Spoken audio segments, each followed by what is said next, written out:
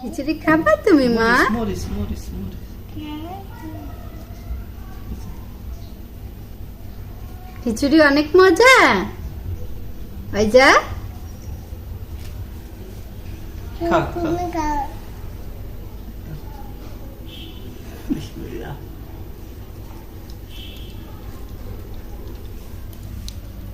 মা তো তুমি খাও। মাকেও খাওয়াই দিচ্ছে।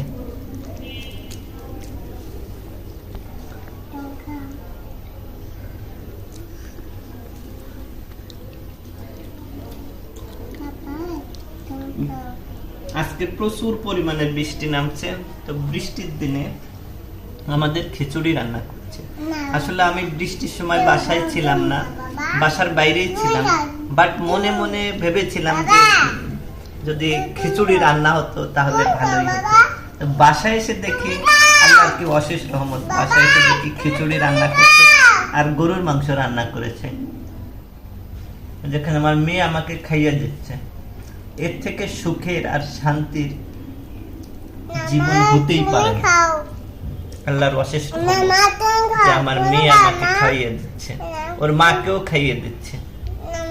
সবাই আমাদের জন্য দোয়া করবেন, ভালো থাকবেন।